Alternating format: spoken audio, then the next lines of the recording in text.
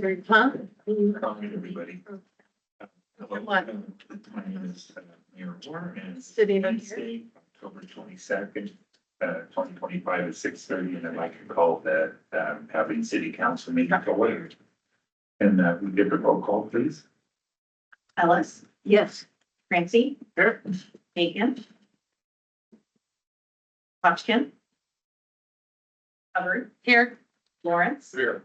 Mackey, Here. Morrison, here, Pericini, here, Fredo, Here. Swore, Taylor, Here. Orr. Here. Mr. Mayor, I'd like to make a motion to excuse Council President Score and Council Members Hodgkin and Baker. Second. Is there any discussion? All in favor? Aye. Opposed? Thank you. If you're able, I'd like to stand up for the pledge of allegiance, the flag is shredded. I Pledge allegiance to the flag of the United States of America and to the republic for which it stands, one nation, under God, indivisible, with liberty and justice for all. thank you. We don't have Council President Sword here. I'm still. You guys will meet Councilperson Ellis. I nominate Councilmember Francie. A second. Are there any other nominations? Councilmember Fredo. Second. I don't know. We have time. I nominate Councilmember Hubbard. Okay, Council. Second. So you can go about it like you vote for the top two and then you come back and vote again for up to two. Okay. Council person, okay, who wants to vote? Would you do a roll call vote? Yeah. Yeah, there you go. Just say your vote. Ellis, Francie. Francie, Francie. Aiken, absent, Hubbard, Francie, Lawrence, Francie. Mackey, Francie. Morrison, Fredo, Pericini, Francie. Fredo, Francie. Orr is absent, Taylor, Francie. like Francie. Thank you. All right, Councilperson Francie. Yeah, I move that we approve tonight's agenda. A second. Is there any discussion on this? All in favor? Opposed? We'll move on to public comments, and please limit your comments to 3 minutes, and start off with your name and your ward or your address, and be kind.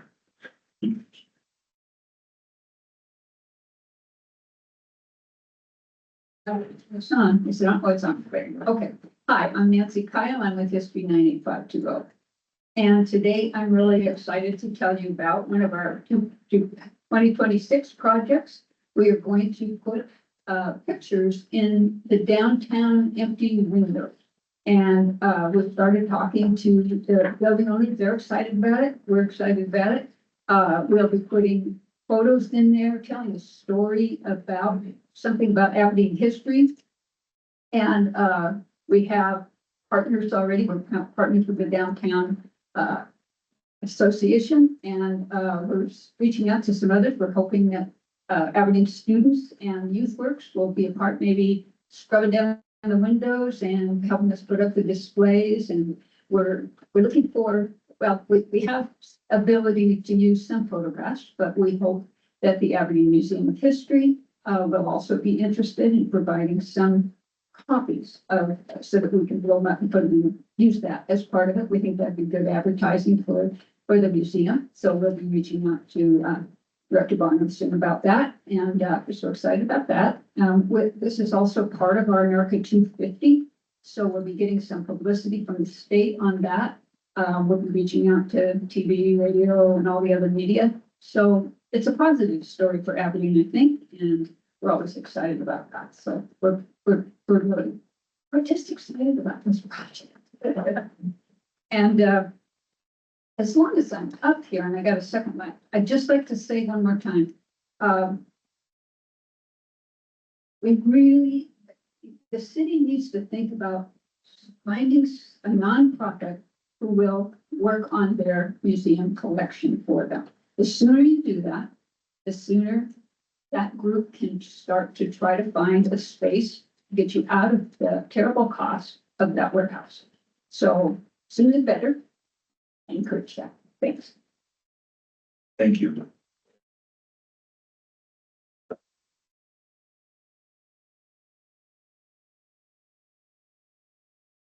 Hello, I'm Doug Wilson, Ward 1.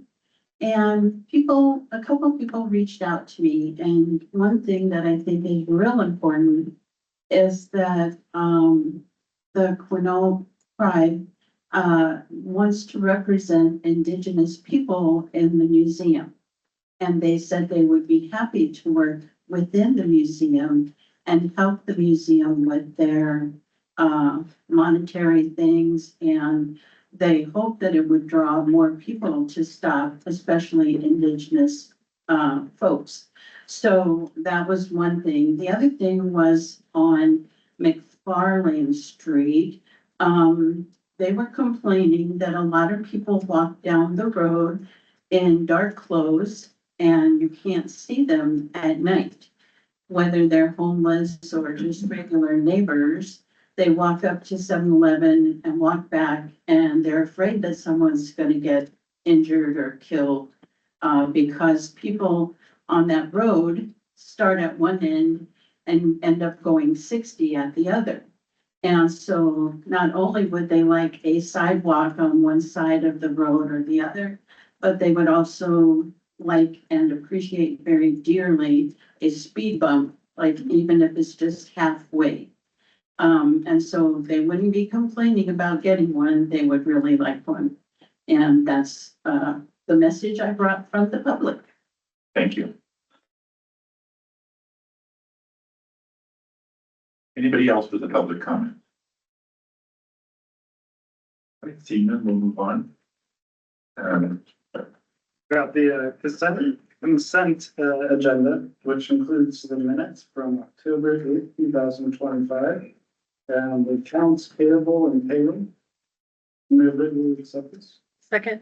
Is there any discussion on it? Seeing none, all in favor? Aye. Opposed? Motion carries. I'd like to know David Gagan's joined the meeting. I'd like to know that David Gagan's joined the meeting. Okay, thank you.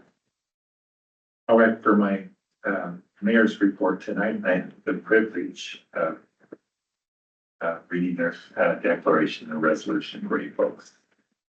A resolution declaring October 28th, 2025 as National First Responders Day in the city of Aberdeen. Whereas first responders, including career and volunteer service, and ensure public safety and render aid to those in need. And whereas first responders risk their lives and safety every day in the performance of their duties to protect Washingtonians. And whereas law enforcement officers, firefighters, emergency medical service personnel, search and rescue teams, rescue pilots and divers, emergency management professionals, 9/11 dispatchers, and members of the organizations in the public safety sector come together to protect and aid the public in the event of any emergency. And whereas at a moment's notice, first responders are equipped to respond to dangerous situations that threaten our city, communities, and state. And whereas first responders must be ready to provide life-saving services to the people of Washington 24 hours a day, 7 days a week throughout the year.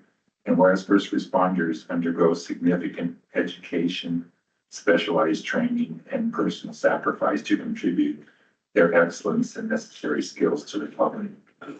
And Whereas we recognize the integral role that first responders have in our communities and the benefits we experience thanks to their hard work, commitment, sacrifice, and dedication. Therefore, be it resolved by the mayor and the city council of the city of Aberdeen that October 28th shall be known as National First Responders Day in Aberdeen. I'd like to get a motion, please. So moved. Second. Is there any discussion? All in favor? Oh, hold on here. Evans? Yes, my life, yes. I'd like to thank all the first responders who showed up tonight. What a wonderful example of dedicated people and your commitment to serving our city is so appreciated. And, this resolution is just a small token of how much we appreciate the good work that you do every day. So thank you very much.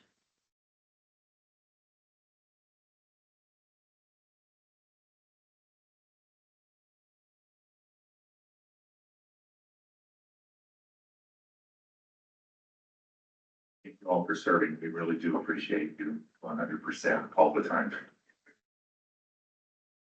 We get a vote now. It's been moved and seconded. Yes, all in favor? Aye. Opposed? Okay, thank you.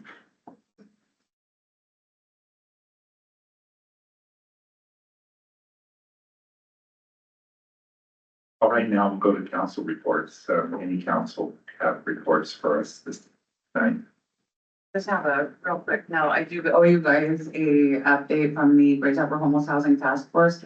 Unfortunately, due to unforeseen circumstances, they have moved our regularly scheduled meeting to the end of the month.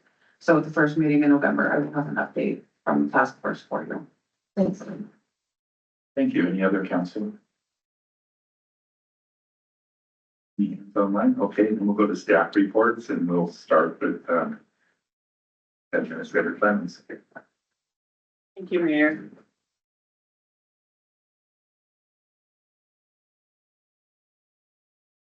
Thank you. Tonight, on tonight's agenda is the 2026 preliminary budget, which has been completed and submitted for your review and consideration. This year, we have a truly balanced budget, which is the culmination of months and thoughtful analysis, collaboration, and careful prioritization by directors. So I just would like to thank you for the opportunity to submit this. I think that with the EMS fee passing, I think there are some things that we need to consider for the future. Like I had stated before, that was not a silver bullet to solve all the city's financial woes, but it definitely helped relieve a lot of pressure. Also on the agenda, also something that was done this week was last week we talked about the museum. And so for those of you who were not in attendance, last Wednesday, the council met for a workshop on the topic of the museum and collection and its operations. So staff needed some direction on how we were going to move forward. And so the direction we received from the council was to determine the best path forward to transfer the collection to a nonprofit to display. We'll come back to the council at a later time to determine what we're going to do with the building, but our first priority is to determine what to do with the collection. So I will be bringing back something to you after working with our legal team.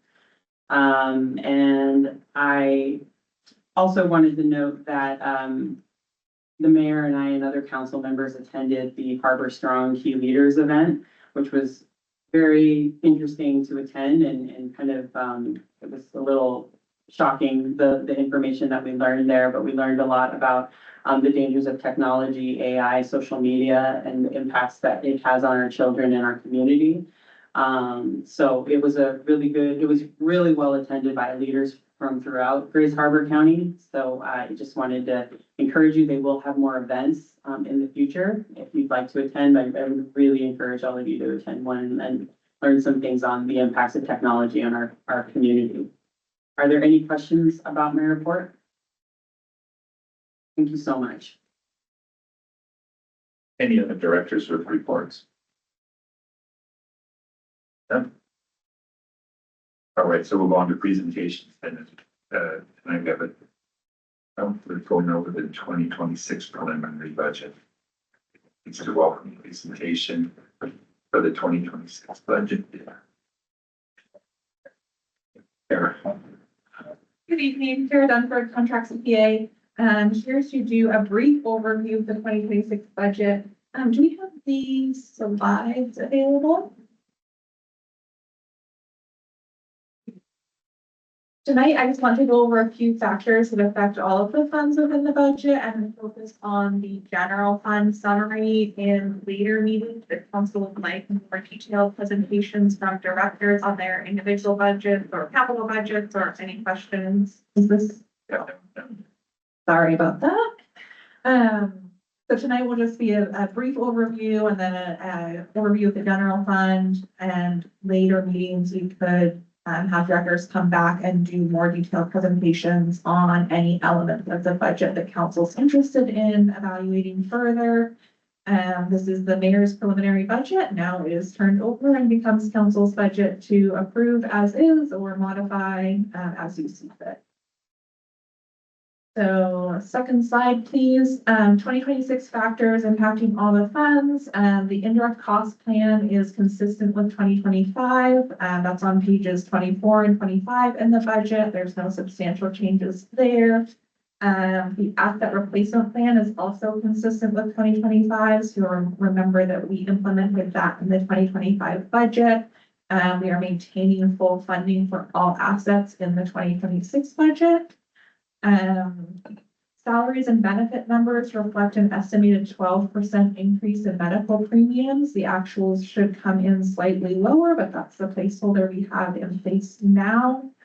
The wage scale is pending settlement of union contracts. The rates that are shown in the FTE schedule are 2025 rates, but we do have a 3% placeholder in the budget in terms of dollars budgeted. And then lastly, affecting all funds is a reduction in FTE count, and that 3 positions. Next slide, please. So the position changes, cutting the deputy clerk position, cutting a parks director position, cutting the vacant custodian position. This was added in the 2025 budget that was unused. Cutting a vacant engineering tech position in public works, and then adding a project manager in the utility funds, 100% utility funded, no impact on the general fund. And then the change of replacing the finance manager with a finance director position. One asterisk you might notice in the FTE schedule is that we have a 5th police specialist position maintained on the FTE schedule. That position is currently vacant and unfunded, pending grant funds. So when a grant is awarded for that position, the funds will be added either during this budget process if we get confirmation of that, or via a supplemental next year.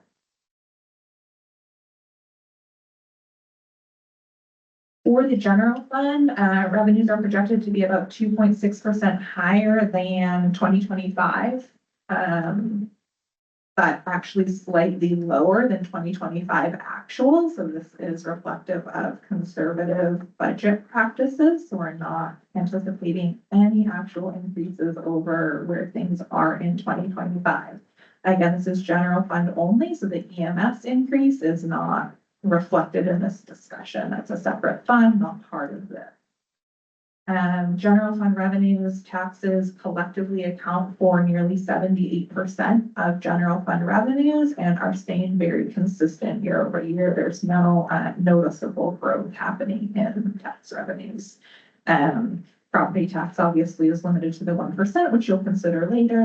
That's approximately $7,000. Sales tax, E&O utility taxes could see more significant increases, but those are unfortunately staying very flat.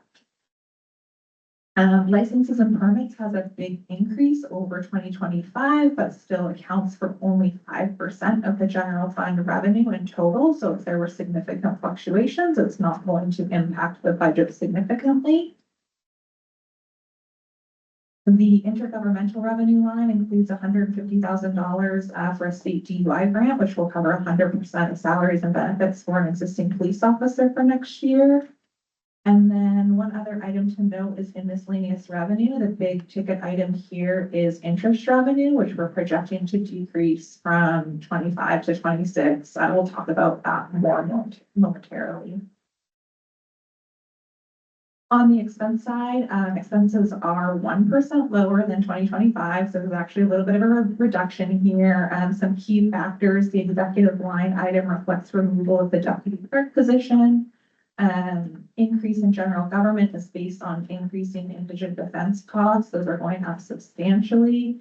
We included an additional $250,000 in this budget. The decrease in community development reflects lower estimates for building and nuisance abatements, which are unpredictable in nature and more of a placeholder account. So if there were to be a big abatement happen next year, we would need to come back and request supplemental funds for that. The largest decrease is in fire, and this reflects the update in cost allocation between fire and EMS. So in the past, the general fund subsidized EMS operations via the cost allocation process. With the increase in EMS rates, we're now able to move the full cost of EMS to the EMS fund, which reduces the burden on the general fund. And the net impact of this is a $1.7 million savings to the general fund. So very substantial. And there is an increase in transfers out. This is increased contributions to police and fire pension plans, which I'll discuss a little bit more in a minute too. It's a big factor in your budget. I wanted to include this transfers out table mainly so that you have it for reference of what funds are subsidized by the general fund. It can be confusing to look at your budget and really know how all the pieces fit in with the general fund. But all of the funds that are shown here with having transfers out are subsidized by the general fund. All are in part, it depends fund by fund. Library, for example, is subsidized nearly 100% by the general fund. Parks is subsidized partially and it has some user fees. Streets has motor vehicle fuel tax, but largely subsidized by the general fund. So you can look into your budget books for more detail of the breakdown of how the allocation happens between the general fund and own source revenues, if you will. And again, the big increase here is in the pension plans.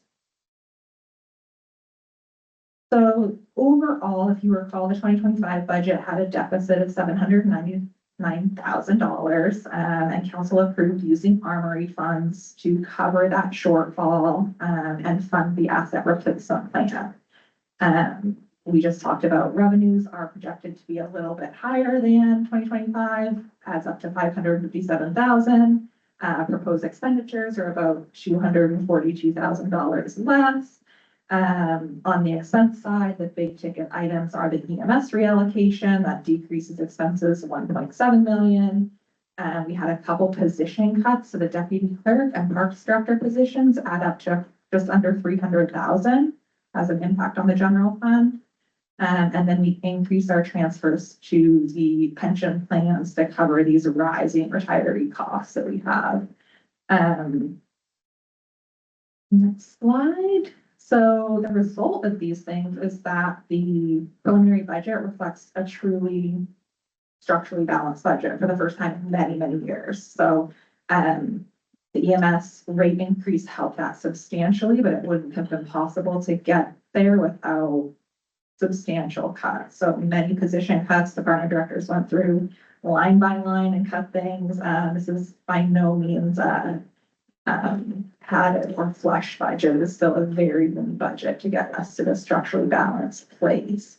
It includes $1.1 million for general fund parks and street asset replacement contributions and reflects full funding of all existing assets, which is great. It puts the city in a really good situation going forward where you'll be able to replace these critical items of equipment in future years.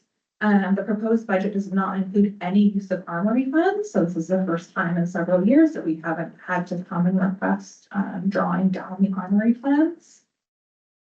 It doesn't mean everything is smooth sailing, though. This budget does include $1.65 million of interest revenue that's being used to cover ongoing operating expenses in the general fund.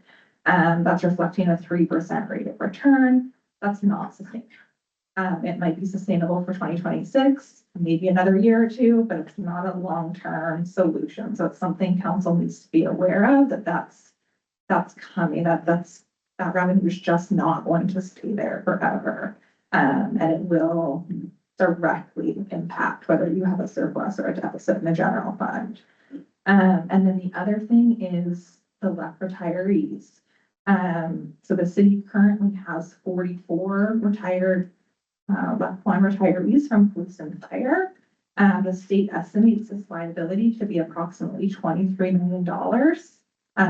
This is an actuarial calculation that's done. It's not specific to your individual people, but rather their ages and what the state estimates the liability will be. The city receives about $50,000 in a tax distribution from the state, but the rest of this has to be fully funded by the general fund. So it's a huge number hanging out there that the general fund's going to have to pay for over time. How much it's going to be, when it's going to be, we don't know. That's the real trick to it. We anticipate costs to continue going up. Costs are about $800,000 in 2024. We're expecting closer to $1 million in 2025. We've included $1.7 million in the 2026 budget to try to build up a little bit of a cushion in there. All it takes is one or two individuals going into long-term care to drive those numbers up substantially. So I think this is something council really needs to be aware of in terms of future budgets. It would be tempting maybe to spend more and not allocate money there. I think that would be a big mistake because it's just such a huge liability that's out there and unknown at this time. Next, the armory proceeds. I just wanted to include this to show we're not requesting any use of armory proceeds in this budget. So of the 23.7 million that was received, the actual cash balance is just over 14 million currently. Council has allocated via resolution $7 million to the North levy and then an additional 532,000 via separate resolution. That leaves just over 6.5 million available for allocation. So until council decides what to do with that money, it's in the general fund balance or cash balance and is invested. Next steps, the second read of the budget will happen next week. And we can do additional presentations on any topics of interest for council. And then the third read and budget adoption is scheduled for November 12th. Of course, you can extend and do additional meetings on the budget as you see fit, as long as we adopt by the end of the year.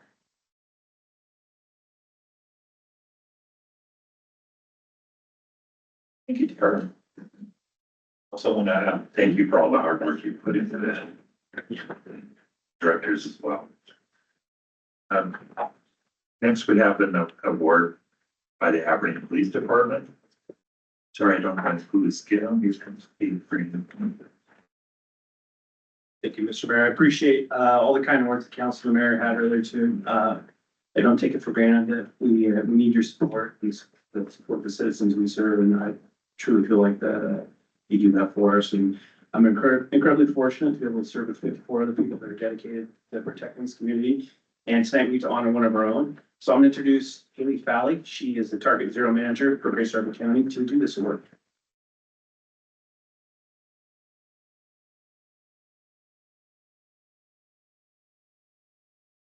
Hi all, my name is Haley Valley. I'm a Target Zero Manager for Grace Harbor, Mason, and Pacific counties working on traffic safety initiatives. And thank you all for having us tonight. I'm here on behalf of Target Zero to recognize the exceptional work of one of our dedicated partners in public safety, Officer Dylan Mitchell, who serves as a dedicated DUI officer for the Aberdeen Police Department. Officer Mitchell embodies the mission of Target Zero, which is to ensure that fewer crashes, injuries, and fatalities caused by impairment are occurring on the roadways in Grays Harbor. Through tireless patrols, education, and unwavering commitment to removing impaired drivers from our streets, Officer Mitchell has not only saved lives, he's helped change the culture around impaired driving. Officer Mitchell's work has been recognized statewide as one of 2 dedicated DUI officers in the state. His work was recently recognized at the Washington Traffic Safety Commission's Traffic Safety Champions meeting that occurred at the beginning of this month in Wenatchee. And I want to read some statistics from his nomination form. So beyond his regular patrol duties, Officer Mitchell committed 530.5 hours to Target Zero emphasis patrols, 526 hours focused on DUI enforcement, and just 4.5 hours on speed enforcement. During that time, he made 576 traffic contacts, issued 190 infractions, gave 317 warnings, and arrested 52 impaired drivers. And I'm going to guess that number has probably changed since this was written. His numbers average out to 1 DUI arrest with every 11 contacts, which is really incredible work. So Target Zero is proud to stand alongside Officer Dylan Mitchell and present the Outstanding Officer of the Year Award.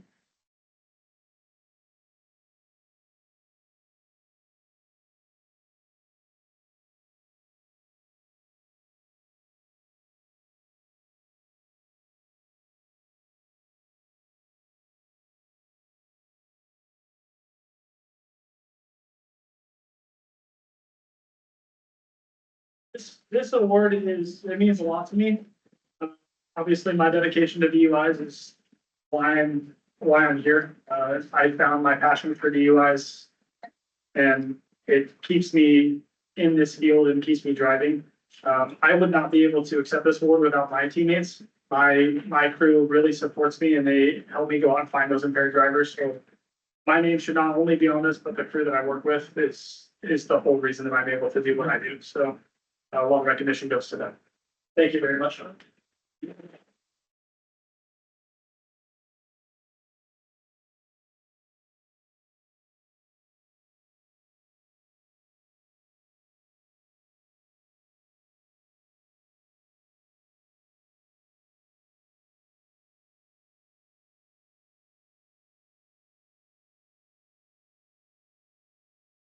Next, we go on to finance with Chairperson Graham. Make a motion to request the city council authorize the donation of the Native American wooden sculpture to the Quinault Indian Nation and for the Quinault Enterprise to display at one of their 54 locations. Second. Is there any discussion? All in favor? Aye. Opposed? Motion carries as adopted. Make a motion requesting the city council ratify the agreement with Washington State Department of Commerce for projects S20084 and S1801A for state funds totaling $2,190,000. And this is for 113 Market Street. 118, sorry. Second. We have a first and a second. Is there any discussion on this? Council? This is the funds to do the remodel to 118, which we decided at the workshop we were not going to do. So do we need to reject this so that we can send that money back since we're not going to complete the project? Right. Okay, any more? Councilperson Ellis?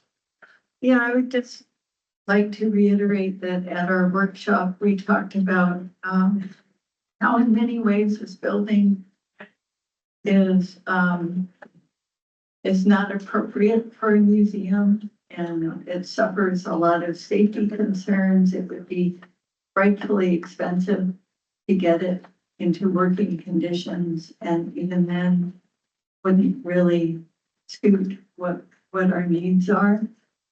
And yet it does represent a city asset. It's a city-owned building.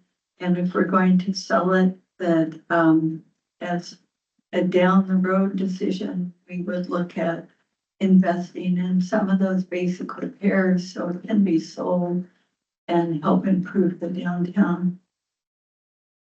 Any more discussion? All in favor? Thanks. All opposed? No. No. No. No. Stop.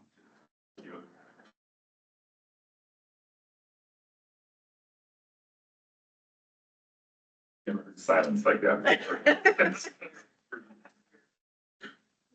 Okay. Ordinance and resolutions, we've got the first reading requesting these city council approved the first reading of the ordinance on the 2025 property tax levy for collection in 2026, bill 25-11. Oh, I moved. Accept this, but not this. Second. It's been moved and seconded. Is there any discussion on this? All in favor? Aye. Opposed? 2 noes. It's passes. Okay, next first reading. I made a motion requesting the city council approve the first reading of the 2026 preliminary budget, bill 25-12. Been moved and seconded. Is there any discussion on this? Seeing none, all in favor? Aye.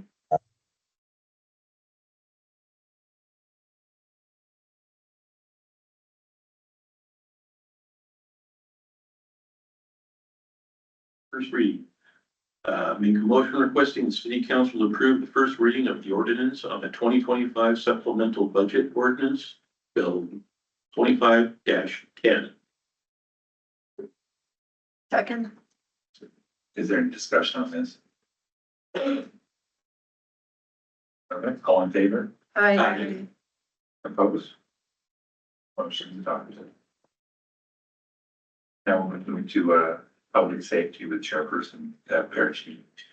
We have a requesting city council approve the request to amend the interlocal agreement with the city of Cosmopolis for full-time police services. We already assist them, but they need full-time service, and this isn't actually approving that. It's just so that we can discuss it with them, and they'll decide if that's what they want. And it would be financially beneficial to the city of Aberdeen if we could adopt this. So I move that we accept this report. Second. Moved and seconded. Is there any discussion? Councilperson Ellis. Yeah, I understood from reading this that, that if we agreed to it, that it would pay for the addition of 1 officer. But it takes a year to get or so to get an officer recruited and onboarded. And just curious, at some point, I'd like to know how that lag time would be covered. Chief Green. Sure, great question. So currently we have 2 officers that are in field training right now. One's in week 10, one's in week 5. So we're anticipating both of them successfully completing becoming full-time police officers sometime in the next 3 months. We're currently covering the city of Cosmopolis for about 470 hours a month. Their call load is substantially lower than ours. So we're pretty confident with the current staffing that we should be able to absorb the minimal amount of calls. Thank you. You're welcome. Any more discussion? All in favor? Aye. Opposed? Motion adopted. Now we'll move on to public works with Chairperson Francie. All right, And just, my general report is that I heard that the Market Street trees will be delivered soon, so expect to see those trees on their streets pretty soon. Let's see, the wastewater treatment plant is moving right along with its upgrades. The Fry Creek, pump station weathered its first storm. And the other item is the Chehalis River, height monitor is back on. Let's see, we have a couple of public hearings and reports tonight. So first one is requesting the city council approval of the ordinance on the proposed vacation of a portion of the alley between Union Pacific lots 10 and 11, lot 47, and Union Pacific lots 1 to 9 incorporated block 47. It's Bill 25-08. I move that we open this public hearing. Is there any discussion on it? All in favor? Aye. Opposed? Public hearing is now open. Is there any public that would like to come up and comment on this? Seeing none, I move that we close the public hearing. Second? it's been moved and seconded. All in favor? Aye. Opposed? Public hearing is now closed. And next is requesting the city council approval of the amended ordinance for the zoning code to allow for minimum square footage types of housing. Bill number 25-09. Move that we open this public hearing. Second? Seconded, is there any discussion on this? All in favor? Aye. Opposed? Public hearing is now open. Or anybody would like to discuss or come up and discuss any of this? And Move that we close the public hearing. seconded, all in favor? Aye. Opposed? Public hearing is now closed. All right, Public Works has 3 reports. The first one is the second reading, requesting the approval of the ordinance on the proposed vacation of a portion of the alley between Union Pacific lots 10 and 11, block 47, and Union Pacific lots 1 to 9, incorporated block 47. Bill 25-08. I move that we accept this report. Second? Any discussion? All in favor? Aye. Opposed? Be a roll call. I move that we suspend the rules and treat the second reading as the third. Second? Is there any discussion on this? So Roll call. roll call, please. Okay, Ellis? Aye. Ramsey? Aye. Aiken? Aye.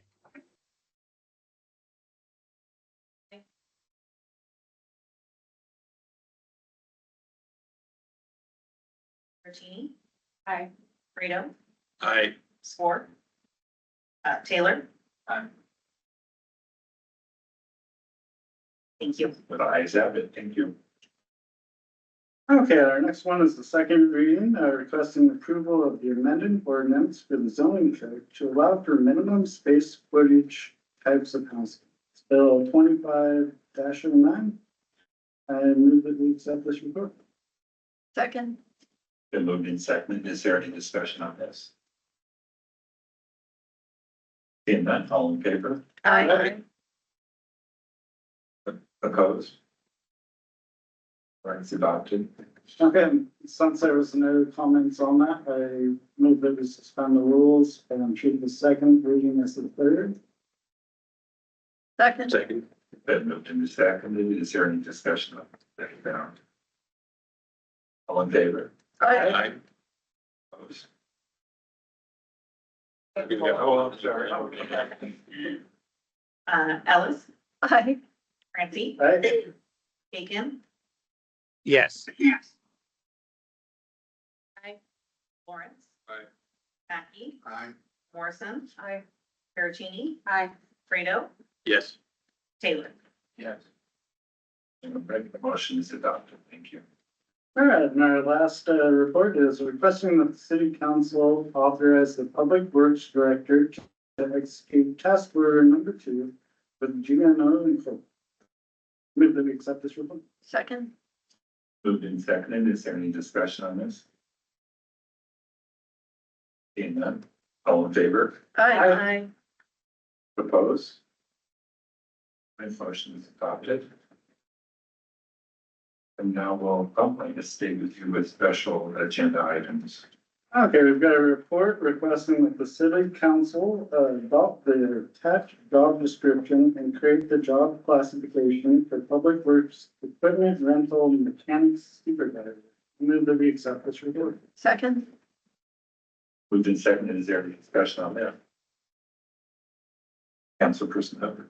I just had a question. Is this a position that is already budgeted for in the upcoming budget, or is it in one of the enterprise funds, or how is that going to be budgeted for? Councilmember Hubbard, it's budgeted through allocation. Each department pays into that pool Okay. for use of the equipment and the care of that equipment. Okay, thank you. Is there any more discussion? All in favor? Aye. Oh, I would like to know what Director. Come on. Bachman has to say. All you're approving tonight is the job description. So in order to fill the position, we have a great candidate and he's already working out of class as a supervisor out of his role. But in order to fill that position, we'll have to come back to council because it is not funded for that level right now. We don't even have job description. So all you're doing is approving the job description right now. And we'll come back with a supplemental budget when we get to that point. Thank you. Thank you. Any more discussions? All in favor? Aye. Opposed? Adopted. Thank you. Then we'll go back to public comments. If there's anybody who'd like to come and make a public comment, please keep it to 3 minutes and start with your name and your ward or your address. Don't all crowd up at the same time, right? Les Bolton, Ward 4. Good job with the 118 building. I think that's the right way to go. But that does mean that now you have a warehouse full of artifacts. And you need to move forward with selecting an entity, an organization that's going to take over management of those artifacts. And also recognize that in order to do that, you need to do appraisal. The two things do not necessarily need to happen one after the other.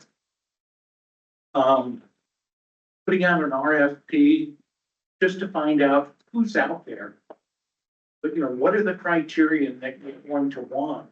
If you're going to turn over the treasures, the cultural treasures of our community, what kind of an organization do you want to turn that over to?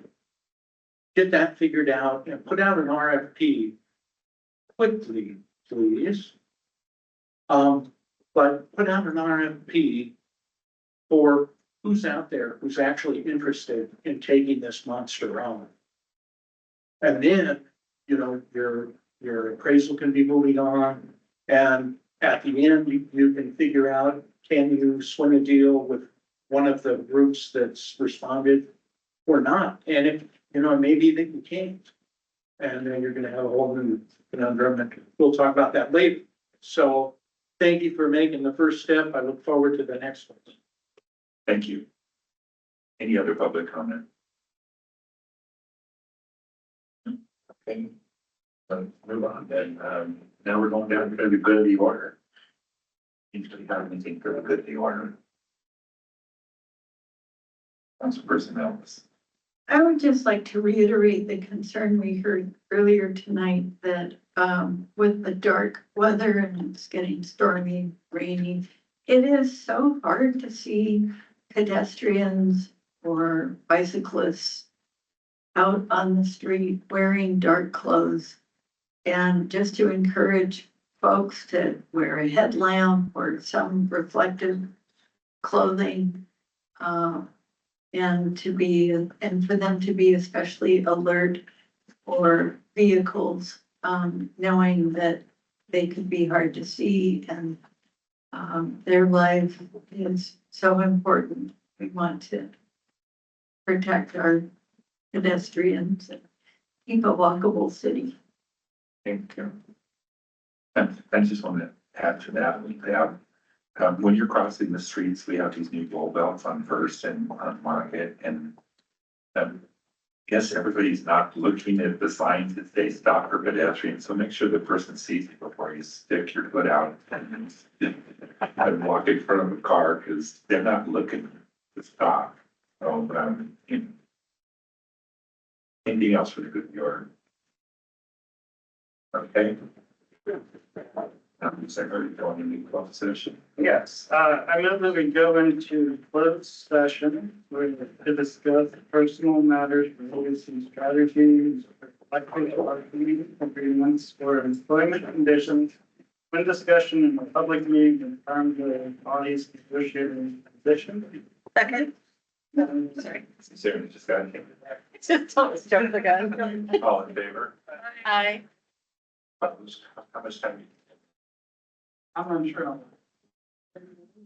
I don't know, last time we had to extend, yeah, last time we had to extend, I was in 45. Okay, I'll say 30 minutes. I think he was short as that. 15 minutes. Like you're in there. All right. Good, 15 minutes. So we're back at 7:36.